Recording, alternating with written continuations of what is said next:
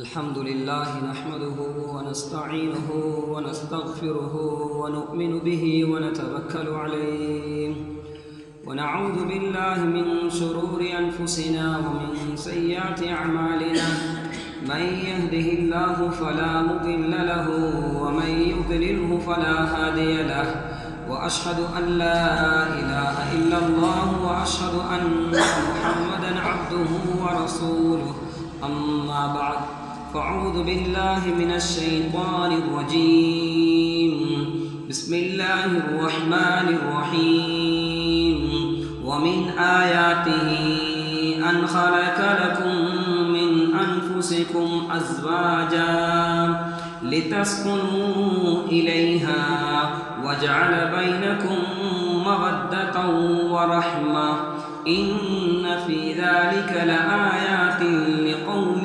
يتفكرون صدق الله العليم عن عبد الله بن عمرو رضي الله عنه قال أن رسول الله صلى الله عليه وسلم الدنيا متاع وخير متاع الدنيا المرأة الصالحة أو كما قال عليه الصلاة والسلام விண்ணிலே விண்மீன்களையும் மண்ணிலே மனித புனிதர்களையும் படைத்து பரிபாலிக்கின்ற ஏக வல்லவன் அல்லாஹ் ஒருவனுக்கே எல்லா புகழும். அவன் தனித்தவன், இணை துணையற்றவன், அவனையே வணங்குவதை விரும்புகின்றவன், அவன் அல்லாதவர்களை வணங்குவதை வெறுக்கின்றவன். சலாத்தினும் கருணையும் சலாமெனும் ஈடேற்றமும் எம் தலைவர் முஹம்மது ஸல்லல்லாஹு அலைஹி வஸல்லம் அவர்களின் பேரிலும் அன்னாருடைய அடிச்சுவடுகளை எடுத்து நடந்த சஹாபாக்கள், தாபிஊன்கள், தபஉ தாபிஈன்கள், கியாமம் பரிவந்த மன்னாருடைய அடிச்சுவடுகளை எடுத்து நடக்கின்ற முஸ்லிமான ஆண்கள் பெண்கள் அனைவரும் மீதும் நிலவுமாக. அல்லாஹுடைய மாளிகையில் இஅ்திகாஃப் என்னும் நியத்தில் வீற்றிருக்கக்கூடிய இஸ்லாமிய நெஞ்சங்களே, இவ்வுலகத்தில் வாழக்கூடிய காலத்தில் எல்லா நேரத்திலும் எல்லா இடத்திலும் எல்லா காலத்திலும் அல்லாஹ் ஒருவனையே பயந்து வாழ்ந்து கொள்ளும்படியாக முதல் கண் அடியனாக எனக்கும் அப்பால் உங்களுக்கும் வசீஹத்தும் நசீஹத்தும் செய்து கொள்கின்றேன். கண்ணியமான அல்லாஹு தஆலாவின் நல்லடியார்களே, அல்லாஹ் சுப்ஹானஹு தஆலா இவ்வுலகத்தில் ஒரு சில நாட்களை, ஒரு சில காலங்களை நமக்கு கொடுத்து இந்த உலக வாழ்க்கைக்காக வேண்டி அல்லாஹு தஆலா நம்மை அனுப்பியிருக்கின்றான். இந்த உலக வாழ்க்கையில் மனிதன் சந்தோஷமாக வாழ வேண்டும், ஈருலகத்திலும் மனிதன் வெற்றி பெற வேண்டும் என்பதற்காக வேண்டி தீனுல் இஸ்லாத்தை அல்லாஹ் நமக்கு அளித்திருக்கின்றான். மனிதன் உலகத்தில் வாழக்கூடிய நேரத்தில் நிம்மதியை பெறுவதற்கு பல விடயங்களை அல்லாஹு தஆலா வைத்திருக்கின்றான். அவற்றில் ஒன்றுதான் திருமணமாக இருந்து கொண்டிருக்கிறது. மனிதன் திருமணத்தின் மூலம் நிம்மதியை, சந்தோஷத்தை எதிர்பார்த்து கொண்டிருக்கிறான். இது உண்மையான விடயம்.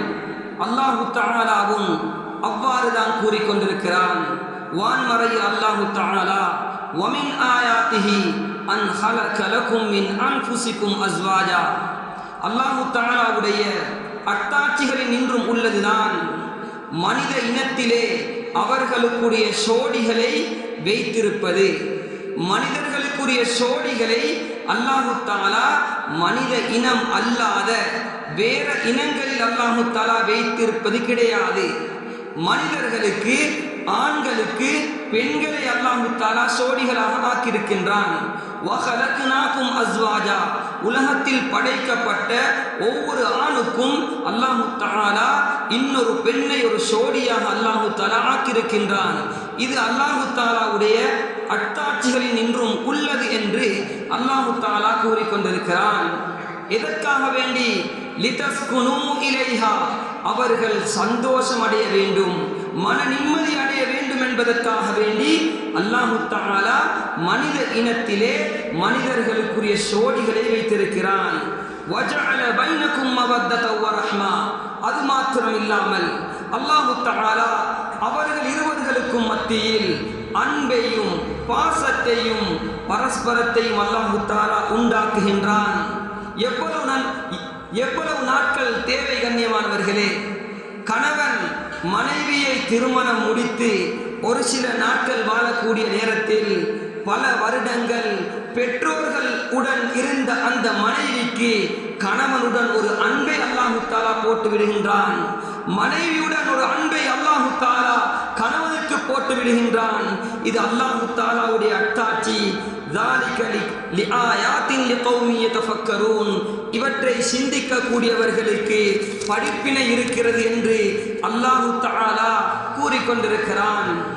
கண்ணியமான சகோதரர்களே, திருமணத்தின் நோக்கம் என்ன என்று நாம் ஒரு வினாவை எழுப்பினால், லிதஸ்குனு இலைஹா, ஒவ்வொருவரும் நிம்மதியை அடைய வேண்டும், சந்தோஷமாக வாழ வேண்டும் என்பதற்காக வேண்டித்தான் அல்லாஹு தஆலா திருமணத்தை வைத்திருக்கின்றான்.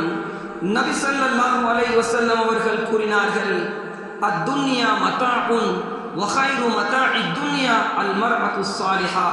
இந்த உலகம் அனைத்துமே இன்பம் அனுபவிக்கக்கூடிய பொருட்கள் தான். அந்த இன்பம் அனுபவிக்கக்கூடிய பொருட்களில் மிகவும் சிறப்பானது, மிகவும் சிறந்தது ஒரு சாலிஹான பெண் என்று நபி ஸல்லல்லாஹு அலைஹி வஸல்லம் அவர்கள் கூறினார்கள். இன்று நாம் திருமணம் முடிக்கின்றோம். என்ன நோக்கத்துடன்? வாழ்வில் சந்தோஷம் அடைய வேண்டும், வாழ்வில் நிம்மதியாக வாழ வேண்டும் என்று நம்மில் அநேகமானவர்கள் திருமண வாழ்க்கையில் நுழைகிறார்கள். என்றாலும் கவலைக்குரிய விடயம், அந்த நிம்மதியை விரல் விட்டெண்ணக்கூடிய சிலர் அடைந்து கொண்டிருக்கிறார்கள். அதிகமானவர்கள் அந்த நிம்மதிக்கு மாற்றமான விடயங்களை வாழ்வில் கண்டு கொண்டிருக்கிறார்கள்.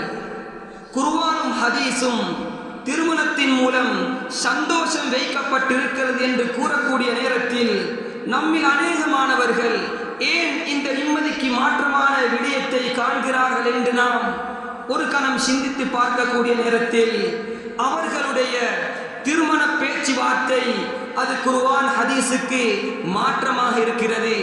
அவர்களே பேசிக்கொள்கிறார்கள், அல்லது அவர்களுடைய பெண் பார்க்கக்கூடிய நேரத்தில் மார்க்கத்தில் என்ன சொல்லப்பட்டிருக்கிறதோ அது அவர்கள் பின்பற்றுவது கிடையாது.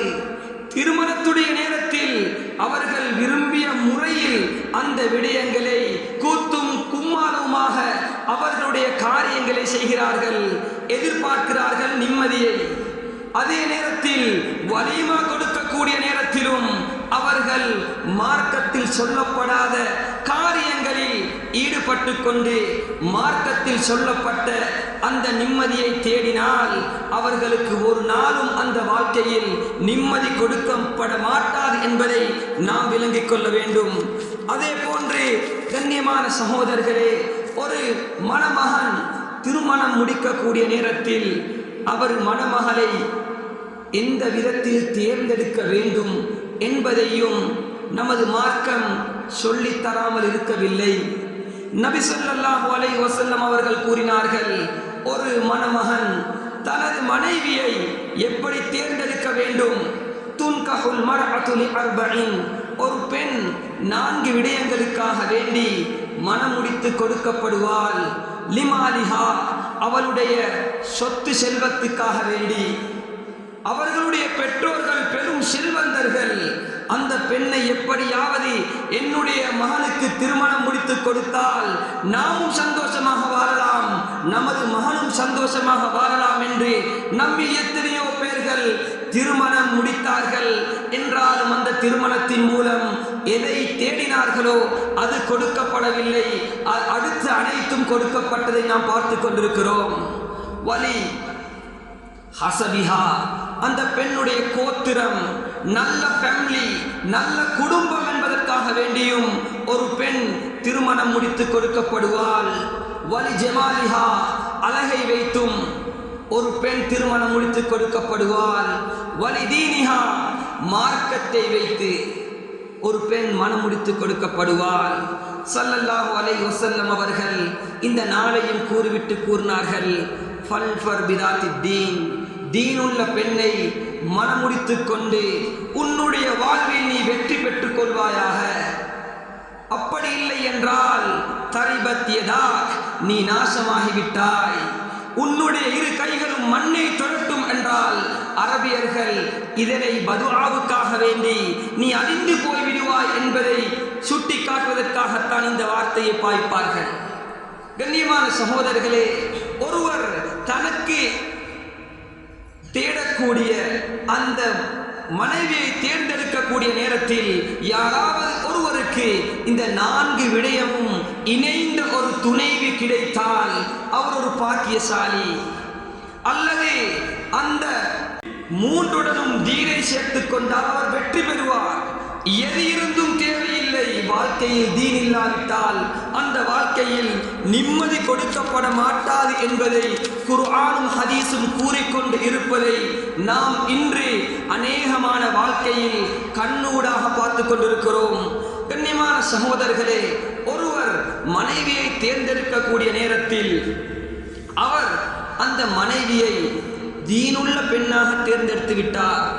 அழகான வீடு வாங்கி கொடுத்தார், அழகான வாகனம் வாங்கினார், அந்த பெண்ணுக்கு தேவையான அனைத்து விடயத்தையும் செய்து கொடுத்தாலும் ஒவ்வொரு பெண்ணும் மார்க்கத்துடைய அடிப்படையில் ஷரீஅத்தில் முக்கியமான விடயங்கள் 3 விடயங்கள், இந்த 3 விடயத்தையும் அந்த பெண்ணுக்கு கொடுக்கப்படாவிட்டால் அந்த பெண் தீனுள்ள பெண்ணாக இருந்தாலும் அந்த பெண்ணிடத்திலும் இந்த மனிதனுக்கு, இந்த கணவனுக்கு சந்தோஷத்தை அடைய முடியாது என்பதை உலமாக்கள் கூறிக்கொண்டிருக்கிறார்கள்.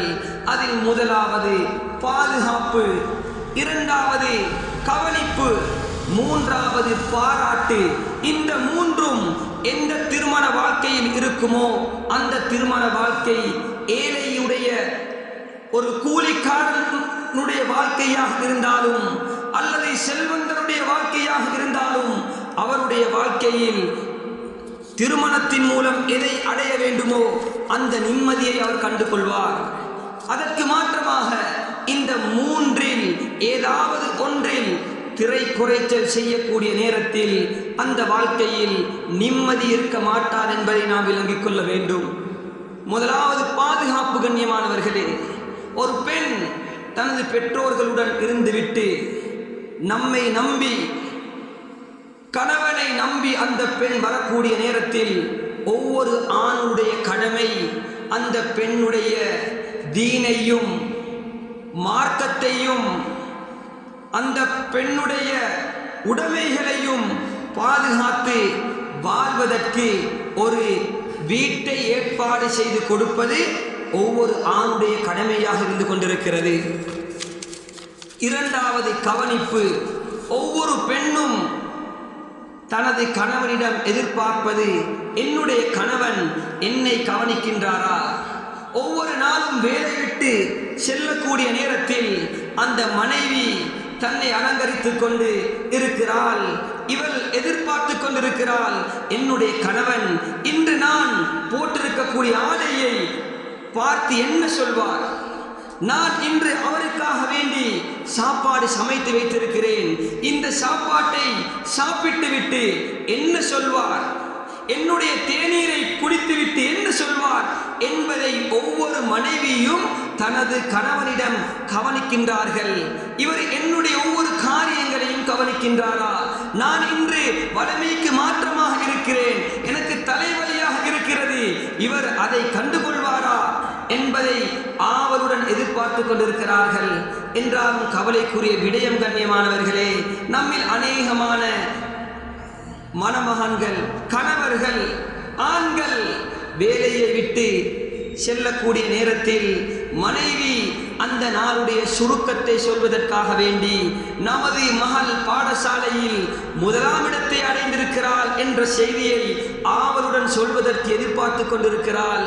அல்லது நம்முடைய தாய்க்கு நோயாக இருக்கிறது, அவர்கள் வைத்தியசாலையில் வைக்கப்பட்டிருக்கிறார்கள், அது போன்ற பல விடயங்களை சொல்வதற்கு எதிர்பார்த்து கொண்டிருக்கிறாள்.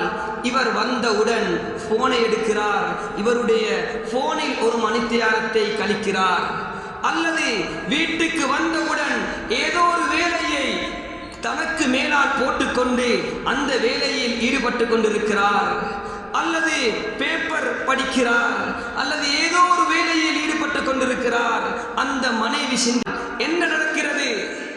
நான் இந்த நாளுடைய சுருக்கத்தை எத்தி வைப்பதற்காகவே இருக்கிறேன். இவர் என்னை கணக்கெடுப்பது கிடையாது, நான் சொல்லக்கூடிய எந்த ஒன்றையும் கேட்கிறார் இல்லையே என்ற அந்த கவலை அந்த மனைவிக்கு உண்டாகிறது. அந்த நேரத்திலும் அந்த மனைவி இடத்தில் சந்தோஷத்தை எதிர்பார்க்க முடியாது. அந்த திருமண வாழ்க்கையிலும் சந்தோஷம் பூர்த்தியாக கொடுக்கப்பட மாட்டாது என்பதை நாம் விளங்கிக் கொள்ள வேண்டும். கண்ணியமான சகோதரர்களே, அண்மையில் நடந்த ஒரு சம்பவத்தை எனக்கு மிக்க நெருக்கமான ஒருவர் என்னிடத்தில் வந்து சொன்னார். அழுது சொன்னார், கண்ணியமானவர்களே, அவருடைய மனைவி இறந்து விட்டார். அந்த நேரத்தில் அவர் என்னிடம் சொல்கிறார், ஹசரத் அவர்களே, என்னுடைய மனைவி நோய்வாய்ப்பட்டால் அவளுக்கு நான் மருந்து எடுத்து கொடுப்பேன், அது என்னுடைய கடமை, நான் செய்து கொடுப்பேன். என்றாலும் நான் நோய்வாய்ப்பட்டால் அவள் என்னுடன் மருந்துக்கு வந்துவிட்டு நேரத்துக்கு நேரம் எனக்கு மருந்தை எடுத்து கொடுப்பாள். அதனை எந்த நேரத்தில் எதை குடிக்க வேண்டும் அதோடு சேர்த்து தண்ணீரையும் கொடுப்பாள். இப்போது நான் நோயாளியாக இருக்கிறேன், எனக்கு மனைவியுடைய சிந்தனை வருகிறது. நான் ஒரு தடவையாவது என்னுடைய மனைவி நோய்வாய்ப்பட்ட நேரத்தில் அவளுக்கு நான் மருந்தை எடுத்து கொடுக்கவில்லையே, அந்த சிந்தனை அவள் உயிருடன் இருக்கக்கூடிய நேரத்தில் எனக்கு வரவில்லையே என்று கூறி கூறி அழுது கொண்டிருக்கிறார். கண்ணியமானவர்களே, நான் அவருடன் சொன்னேன், கதுரு நிஅம பஅத ஸவாலிஹா, ஒன்று நம்மிடத்தில் இருக்கும் போது அதனுடைய பெருமதி நமக்கு தெரியாது. நாம் வீர வார்த்தைகளை பேசுவோம், நாம் தான் கஷ்டங்களையும் சிரமங்களையும் சகித்துக் கொள்வதை போன்று நான் இல்லாத நேரத்தில் என்னுடைய அருமை உனக்கு விளங்கும் என்ற வார்த்தைகள் எல்லாம் நம்முடைய மனைவிமார்களுக்கு நாம் கூறுகின்றோம். அதை போன்று அந்த சகோதரர் என்னிடத்தில் கூறினார், ஹஜ்ரத் அவர்களே, என்னுடைய மனைவியிடம் நான் சொன்னேன், நான் படக்கூடிய கஷ்டங்கள், வெயிலில் படக்கூடிய சிரமங்கள் இதொன்றும் உங்களுக்கு தெரியாது. நாம் மரணித்ததற்கு பின்னால் நாம் படும் கஷ்டத்தை நீ விளங்கிக் கொள்வாய் என்று சொன்னேன். அந்த நேரத்தில் என்னுடைய மனைவி சொல்வாள், அந்த நேரத்தில் உங்களுக்கு முன்னால் நான் மரணிக்க வேண்டும். அவள் மரணித்து விட்டால் அவளுடைய கஷ்டத்தை நான் விளங்கிக் கொண்டிருக்கிறேன். 5 பிள்ளைகளுடன் நான் காலையில் சென்றேன், நான் காலையில் செல்வேன், இரவு நேரத்தில் வருவேன், எனக்கு பிள்ளைகளுடைய எந்த சிரமமும் கிடையாது. அந்த பிள்ளைகளுடைய எல்லா விடயத்தையும் அவள் தானே இவ்வளவு காலம் பார்த்து கொண்டு இருந்தால் இப்ப எனக்கு ஒரு மாதம் கூட இதனை சகிக்க முடியாது, எவ்வளவு கஷ்டப்பட்டிருப்பாள் என்பதை இப்பொழுது அழுது என்னிடத்தில் கூறுகிறார். கண்ணியமானவர்களே, அதனால் நம்முடைய மனைவிமார்களை நாம் இலேசாக கருதக்கூடாது. அவர்களுடைய உள்ளத்தில் என்னென்ன விருப்பங்கள், சந்தோஷங்கள், துக்கங்கள் இருக்கிறது என்பதை ஒவ்வொரு கணவனும் அறிந்திருக்க வேண்டும். நாம் நம்முடைய உள்ளத்துக்கு பாரமாக இருந்தால் நாம் எங்கேயாவது செல்வோம், எங்கேயாவது சென்று சொந்தக்காரர்கள் இடம் போய் சொல்வோம். ஆனால் நம்மில் எத்தனையோ மனைவிமார்கள் 10 வருடமாக 20 வருடமாக 4 சிவருக்கும் மத்தியில் வாழக்கூடிய மனைவிமார்களும் நம்மில் இருந்து கொண்டிருக்கிறார்கள். அதே போன்று கண்ணியமான சகோதரர்களே, 3வது பாராட்டு. ஒவ்வொரு மனைவியும் எதிர்பார்க்கிறார்கள், என்னுடைய கணவன் என்னை பாராட்ட வேண்டும். இன்று நாம் ஒரு ஹோட்டலுக்கு செல்கிறோம், ஏதோ ஒன்றை சாப்பிடுகிறோம், அங்கே ஒரு பாராட்டு, உங்களுடைய டீ நன்றாக இருந்தது, உங்களுடைய சாப்பாடு நன்றாக இருந்தது என்று எங்கேயோ இருக்கக்கூடிய ஒருவரை பாராட்டி அவரை சந்தோஷப்படுத்துகிறோம். நமக்காக வேண்டி, நம்முடைய பிள்ளைகளுக்காக வேண்டி முழு வாழ்க்கையையும் அர்ப்பணிக்கக்கூடிய அந்த நம்முடைய துணைவியை பார்த்து ஒரு நாள் சாப்பாடு நல்லாக இருக்கிறது, இதை எப்படி செய்தீர்கள், இது நன்றாக இருக்கிறது என்று எத்தனை தடவை நாம் கூறியிருக்கிறோம் சகோதரர்களே. இந்த வார்த்தை அல்லாஹுக்கு விருப்பமான வார்த்தை. ஒவ்வொரு மனிதனுடைய இயல்பாக அல்லாஹ் வைத்திருக்கிறான். ஒவ்வொரு மனிதனும் மனிதனை பாராட்டுவதை விரும்புகிறான். ஒரு நல்ல காரியத்தை ஒரு மனிதன் செய்தால் மனிதன் விரும்புகிறான், என்னுடைய குடும்பம் என்னை பாராட்ட வேண்டும், என்னுடைய ஊர் மக்கள் என்னை பாராட்ட வேண்டும், என்னை அனைவரும் பாராட்ட வேண்டும் என்ற அந்த தன்மையை அல்லாஹு தஆலா எல்லோருக்கும் போட்டிருக்கின்றான். இது பெண்களுக்கு கூட. பெண்கள் எதிர்பார்க்கிறார்கள், என்னுடைய கணவன், என்னுடைய பெற்றோர்கள், என்னுடைய குடும்பத்தினர்கள் என்னை பாராட்ட வேண்டும். கண்ணியமான சகோதரர்களே, ஒருவர் ஒரு நல்ல காரியத்தை செய்தால் நாம் அவரை பாராட்ட வேண்டும். நாம் பாராட்டக்கூடிய அந்த பாராட்டு அவரை இன்னும் முன்னேறுவதற்கு வாய்ப்புகள் இருக்கிறது என்பதை தூண்டக்கூடியதாக இருக்கிறது. அதனால் நாம் இந்த 3 விடயத்தில் திரை குறைச்சல் செய்யக்கூடிய நேரத்தில் நாம் விளங்கிக் கொள்ள வேண்டும். நம்முடைய வாழ்க்கையில் சந்தோஷம் இருக்க மாட்டாது. இந்த 3 விடயத்திலும் யாராவது ஒருவர் நன்றாக கவனித்து செய்வாரேயானார் அவருடைய வாழ்க்கையில் சந்தோஷம் இருக்கும். அவர் அந்த திருமணத்தின் மூலம் எதை அடைய வேண்டுமோ அதை அடைந்து கொள்வார். உலமாக்கள் எழுதியிருக்கிறார்கள், கண்ணியமானவர்களே, ஆண்கள் கணவன்மார்களிடத்தில் இருக்கக்கூடாத 10 தன்மைகள். அந்த 10 தன்மைகள் எந்த கணவனிடத்தில் இருக்குமோ அந்த குடும்ப வாழ்க்கையிலும் சந்தோஷம் இருக்க மாட்டாது. முதலாவது, மனைவியை கவனிக்காமல் இருத்தல். இவருடைய தேவைகள் எல்லாம் செய்து முடித்துக் கொள்கிறார். இவருக்கு கொடுக்கப்படக்கூடிய சம்பளத்தை வைத்து அவருடைய தேவைகள் எல்லாம் பூர்த்தியாக்கப்படுகிறது. அவருடைய தேவைகளுக்கு முன்னுரிமை கொடுக்கப்படுவதில்லை. இதில் சந்தோஷம் கிடையாது. இரண்டாவது, தலாக் மிரட்டல். பிரச்சினைகள், சிரமங்கள், மனைவிடத்தில் இருந்து மனதுக்கு கசப்பான விடயங்களை பார்க்கக்கூடிய நேரத்தில் இவர் வீர வார்த்தை பேசுகிறார். உன்னை விட்டுவிட்டு உனக்கு தலாக் சொல்லிவிட்டு இன்னொரு பெண்ணை முடித்தால் சரி என்று வீர வார்த்தை பேசுகிறார். இவர் நினைக்கிறார், இந்த பிரச்சினையில் தலாக் என்ற சொல்லை போட்டால் இந்த பிரச்சினை முடிந்துவிடும் என்று. உள்ள பிரச்சினை 10ஆக மாறிவிடும். தலாக் என்பது அல்லாஹ்வுக்கு வெறுப்பான, அல்லாஹ்வுக்கு கோபத்தை உண்டாக்கக்கூடிய ஒரு வார்த்தை. நம்முடைய மனைவியிடத்தில் இருந்து நமக்கு மனதுக்கு கசப்பான ஒரு விடயத்தை நாம் கண்டால் என்ன செய்ய வேண்டும்? மார்க்கம் அழகாக காட்டி தந்திருக்கிறது. முதலாவது, அந்த பெண்ணுக்கு நல்ல விடயங்களை, பயான்களை பண்ண வேண்டும். நல்ல விடயத்தை சொல்லிக் கொடுக்க வேண்டும். அதுவும் அந்த பெண் அந்த காரியங்களில் மாறுபாடு செய்வதில் ஈடுபட்டு கொண்டிருந்தால், இரண்டாவது, படுக்கையை விட்டும் அந்த பெண்ணை பிரிக்க வேண்டும். மூன்றாவது, அதுவும் அந்த பெண் கேட்காவிட்டால் அந்த பெண்களுக்கு வதுரிபூஹுன்ன, அந்த பெண்களுக்கு அடிக்கவும் மார்க்கத்தில் அனுமதிக்கப்பட்டிருக்கிறது. கண்ணியமான சகோதரர்கள், இன்று கவலைக்குரிய விடயம், நம்மில் அநேகமானவர்கள் அவர்களுடைய சண்டித்தனத்தை அப்பாவித்தனமான மனைவிமார்களுக்கு காட்டிக் கொண்டிருக்கிறார்கள்.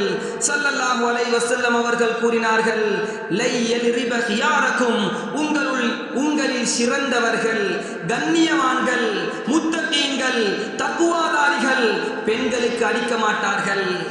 பெண்களுக்கு அவர்கள் அடிக்க மாட்டார்கள். ஸல்லல்லாஹு அலைஹி வஸல்லம் அவர்கள் கூறினார்கள், ஹியாருக்கும் ஹியாருக்கும் லி அஹ்லி, உங்களில் சிறந்தவர் உங்களுடைய மனைவிமார்களுக்கு சிறந்தவர். வஅன ஹியாருக்கும் லி அஹ்லி, என்னுடைய மனைவிமார்களிடத்தில் நான் சிறந்தவனாக இருக்கிறேன் என்று கூறினார்கள். நம்மில் அநேகமானவர்கள் ஊரில் நல்ல பாராட்டை பெற்றிருப்பார்கள் என்றாலும் அவருடைய அந்தரங்கம், அவருடைய சரியான முகத்தை மனைவி பார்த்து கொண்டிருப்பால், மக்கள் பாராட்டக்கூடிய நேரத்தில் அந்த மனைவிய உள்ளத்தில் சொல்லவும் முடியாமல், விழுங்கவும் முடியாமல், துப்பவும் முடியாமல், அழுகையுடன் கண்ணீருடன் வாழக்கூடிய எத்தனையோ தாய்மார்களை நாம் பார்த்திருக்கிறோம், கண்ணியமானவர்களே. அதனால் தலாக் என்பது பிரச்சினைக்கு தீர்வு கிடையாது. மூன்றாவது, இரண்டாம் திருமணம் மிரட்டல். இது சரி வராது. உன்னை முடித்த காலத்திலிருந்து என்னுடைய வியாபாரத்தில் நான் முன்னேற்றத்தை காணவில்லை. உன்னுடைய வருகை என்னுடைய வாழ்க்கையில் பின்னேற்றத்துக்கு காரணமாயிருக்கிறது. நீ வந்ததுதான் எனக்கு இன்னின்ன பிரச்சனை என்று கூறி கூறி அந்த பெண்ணுடைய உள்ளத்தை உடைத்து விட்டு இவருக்கு சந்தோஷம் ஏற்படக்கூடிய நேரத்தில் இவர் ஒவ்வொன்றையும் வாங்கி கொடுக்கிறார் என்றாலும் சந்தோஷம் கொடுக்கப்பட மாட்டாது. வார்த்தைகளால் உள்ளத்தை உடைத்து விட்டதற்கு பின்னால் அந்த வார்த்தைகளை திருப்பி எடுக்க முடியாது. நாம் பேசுவதற்கு முன்னால் சிந்திக்க வேண்டும். நான் என்ன பேசுகிறேன், என்ன பேச வேண்டும், என்னுடைய மனைவியுடன் நான் என்ன பேச பேச வேண்டும் என்பதை விளங்கிக் கொள்ள வேண்டும். கண்ணியமானவர்களே, நம்முடைய வாயிலிருந்து ஏதாவது ஒன்று போய்விட்டால் நாம் மறந்து விடுவோம். யாரிடத்தில் பேசப்பட்டதோ அவர் அதனை மறக்கவோ மாட்டார் என்பதை யாரும் மறந்துவிடக்கூடாது. நான்காவது, அவமரியாதையாக நடத்தல். கணவன் மனைவியுடன் அவமரியாதையாக நடத்தல். இன்று நம்மில் அநேகமானவர்கள் நண்பர்களுக்கு முன்னால் கூறுகிறார்கள், என்னுடைய மனைவியை நான் கணக்கெடுப்பது கிடையாது, அவளை நான் ஒரு பக்கத்தில் வைத்திருக்கிறேன், நான் எனக்கு தேவையானதை நான் செய்து கொண்டிருக்கிறேன், அவளுடைய எந்த வார்த்தைகளையும் நான் கட்டுப்படுவது கிடையாது. கண்ணியமானவர்களே, நமக்காக வேண்டி பிள்ளைகளை பெற்று தரக்கூடிய அந்த தாய், அந்த பெண்ணுடைய சொல்லை நாம் கேட்காவிட்டால், அந்த பெண் நமக்கு நல்ல விடயங்களை கூறக்கூடிய நேரத்தில் அதனை நாம் தட்டி கழித்து விட்டால் நாம் யாருடைய பேச்சை கேட்பது என்பதை நாம் விளங்கிக் கொள்ள வேண்டும். ஐந்தாவது, மனைவிக்கு கட்டுப்பாடு, தமக்கு சுதந்திரம். மனைவிக்கு ஆர்டர் போடுகிறார், உன்னுடைய தாயுடைய வீட்டுக்கு செல்லாதே, உன்னுடைய தாய் இப்போது நோய்வாய்ப்பட்டிருக்கிறாள், அங்கே சென்றால் இங்கே வர முடியாது, அந்த மையத்தூட்டுக்கு சென்றால் இங்கே இடம் கிடையாது, என்ன செய்ய, திருமணம் முடித்து விட்டேனே, வாழ வேண்டுமே, 5 பிள்ளைகள் 6 பிள்ளைகள், என்ன செய்ய, இப்ப இந்த கணவனை விடவும் முடியாது, திருமணம் முடித்ததற்காக வேண்டி பிள்ளைகளுக்காக வேண்டி வாழ்வோம் என்று பல தாய்மார்கள் கண்ணீருடன் வாழ்க்கையை கழித்துக் கொண்டிருக்கிறார்கள். கண்ணியமானவர்களே, நாம் விளங்கிக் கொள்ள வேண்டும். இவர் கட்டளை பிறப்பிக்கிறார், உன்னுடைய தாயுடன் பேசக்கூடாது, உன்னுடைய தாய் நோய்வாய்ப்பட்டிருக்கிறார், எனக்கு தெரியும், ஆனால் நீ பேசக்கூடாது. இவருடைய தாய்க்கு நோய்வாய்ப்பட்ட நேரத்தில் பல மணி நேரங்கள் பேசிக் கொண்டிருக்கிறார், அழுகிறார், துவா கேட்கிறார், அனைத்தும் செய்கிறார். இவருடைய மனைவியை பக்கத்தில் வைத்துக் கொண்டு எப்படி சந்தோஷம் கிடைக்கும்? கண்ணியமானவர்களே, அந்த தாய்க்கு, அந்த பெண்ணுக்கு உள்ளத்தில் குத்தாதா? என்னுடைய தாய்க்கு நோய் வந்தால் நோய் இல்லை, அவருடைய தாய்க்கு நோய் வந்தால் நோய். அழுகிறார், சொல்கிறார், துவா செய்கிறார். கண்ணியமானவர்களே, இதில் சந்தோஷம் கொடுக்கப்பட மாட்டாது. ஆறாவது, உலமாக்கள் கூறுகிறார்கள், மனைவிமார்களுக்கு குறை சொல்லக்கூடாது. மனைவிமார்கள் எதை செய்தாலும் அவர்களிடத்தில் சொல்ல வேண்டுமே தவிர மாமனாரிடத்தில் சென்று உங்களுடைய மகளை நீங்க நல்லா வளர்த்திக்கிறீங்க, இப்படியெல்லாம் பேசுறா, இப்படியெல்லாம் செய்தா, இந்த வார்த்தைகளால் சந்தோஷம் உண்டாகாது. மற்ற மனிதர்களுக்கு முன்னால் மனைவியை குறை சொல்லக்கூடாது. ஏழாவது, 3ஆம் நபருக்காக மனைவியுடன் சண்டை போடுதல். இன்று அநேகமான குடும்பங்கள் பிரிவதற்கு அடிப்படை காரணம் இதுதான். கணவன் மனைவி சந்தோஷமாக வாழ்ந்து கொண்டிருக்கிறார்கள், மாமியாருக்கு பிடிக்கவில்லை. மாமியார் நினைக்கிறாள், என்னுடைய மகன் இப்போது என்னை விட மனைவியுடன், என்னுடைய மருமகளுடன் இரக்கம், வேலை விட்டு வந்தவுடன் அவளை பற்றி பல விடயங்களை கூறுகிறாள்.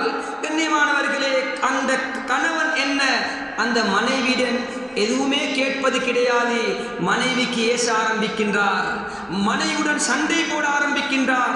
எதற்காக வேண்டி? என்னுடைய தாய் எனக்கு நல்லதைத்தான் சொல்கிறார், என்னுடைய தந்தை, என்னுடைய பெற்றோர்கள், என்னுடைய சகோதரர்கள் என்று 3வது நபருக்காக வேண்டி எப்போது சண்டையை ஆரம்பிக்கின்றோமோ இந்த வாழ்க்கையிலும் சந்தோஷம் இருக்க மாட்டாது. 8வது, கண்ணியமானவர்களே, பழி சுமத்துதல். நம்முடைய மனைவியின் காரணமாக எது நடந்தாலும் அந்த மனைவிக்கு, அந்த பெண்ணுக்கு நாம் பழி சுமத்தக்கூடாது.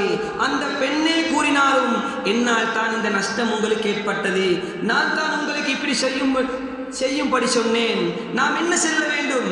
இல்லை இல்லை, அல்லாஹ் எழுதி முடித்தது, நடந்து விட்டது, நீங்கள் வந்ததினாலோ, நீங்கள் செய்ததினாலோ, நீங்கள் சொன்னதினாலோ இந்த நஷ்டம் எனக்கு ஏற்படவில்லை என்று அந்த நல்ல வார்த்தையை கூறக்கூடிய நேரத்தில் அந்த வாழ்க்கையில் சந்தோஷம் உண்டாகும். அடுத்தது 9வது, மனைவியுடைய உறவினர்களை ஒதுக்கக்கூடாது. நாம் திருமணம் முடித்தது உங்களை மட்டும்தான், உங்களுடைய வீட்டார்களை திருமணம் முடிக்கவில்லை, அவர்கள் இங்கே வர தேவையும் இல்லை, நாம் அங்கே செல்ல தேவையும் இல்லை. உங்களுக்கு விரும்பிய காலம் இங்கே வாழலாம், உங்களை ராணி போல நான் பார்த்துக் கொள்றேன். அப்படி ஒரு வாழ்க்கைக்கு கிடையாது கண்ணியமானவர்களே. குடும்பம் என்பது நமக்கு விருப்பமானது, பிறருக்கும் விருப்பமாக இருக்க வேண்டும் என்று நாம் நினைத்தால் அந்த இடத்தில் பிரச்சனை உண்டாகும். இஃப்திலாஃபுல் அம்சாஜ், பலதரப்பட்ட குணங்கள் உள்ள மனிதர்கள் உள்ள உலகத்தில் நாம் வாழ்ந்து கொண்டிருக்கிறோம். எனக்கு விருப்பமானது மற்றவருக்கு விருப்பமாக இருக்க வேண்டும் என்பதை நான் நினைக்க கூடாது. எனக்கு விருப்பமானது அவருக்கு வெறுப்பாக இருக்கும், அவருக்கு வெறுப்பமானது எனக்கு விருப்பமாக இருக்கும். இந்த உலகத்தில் எதை கண்டாலும் நாம் மற்றவர்களை அனுசரித்து மன்னிப்பு கேட்டு ஒற்றுமையாக சேர்ந்து வாழ்வதில் தான் அல்லாஹு தஆலா அந்த குடும்பங்களில் சந்தோஷத்தை வைத்திருக்கிறான். குடும்பங்களில் உள்ளவர்களை நாம் ஒதுக்கக்கூடிய நேரத்தில் அந்த தாயினுடைய அந்த மனைவியினுடைய சகோதரிகளை பெற்றோர்களை ஒதுக்கக்கூடிய நேரத்தில் அந்த மனைவியை நாம் ஏசி ரூமில் வைத்தாலும் அந்த மனைவி சந்தோஷமாக இருப்பதை போன்று நம்மிடத்தில் காட்டிக்கொண்டாலும் அவளுக்கு பூர்த்தியாக சந்தோஷம் இல்லை என்பதை நாம் விளங்கிக் கொள்ள வேண்டும். அடுத்தது 10வது கண்ணியமானவர்களே, மனைவிக்கு முன்னால் பிற பெண்களை பாராட்டக்கூடாது. நீங்க இப்படி இருக்கிறீங்களே, அந்த இடத்துக்கு போனேன், அந்த பெண் இப்படி அழகாக இருந்தால், அப்படி அழகாக இருந்தால் என்ற வார்த்தைகளை நாம் கூறக்கூடிய நேரத்தில் அந்த வாழ்க்கையிலும் சந்தோஷத்துக்கு மாற்றமானதை கண்டு கொள்ளலாம் என்பதை உலமாக்கள் எழுதியிருக்கிறார்கள். எனவே கண்ணியமான சகோதரர்களே, இந்த விடயங்களில் எவைகள் எல்லாம் நம்முடைய வாழ்க்கையில் இருக்கிறதோ அந்த விடயங்களை தொடராக நாம் செய்ய வேண்டும். எந்த விடயங்கள் நம்மிடத்தில் இல்லையோ அந்த விடயங்களை நாம் நம்முடைய வாழ்க்கையில் சேர்த்து இந்த 10 தன்மைகளை விட்டு நாம் பாதுகாப்பு பெற்று நம்மை நம்பி வரக்கூடிய அந்த தாய்மார்களை, அந்த மனைவிமார்களை சந்தோஷமாக வாழ வைக்கக்கூடிய பாக்கியத்தை அல்லாஹு தஆலா நம் அனைவருக்கும் அளிப்பானாக.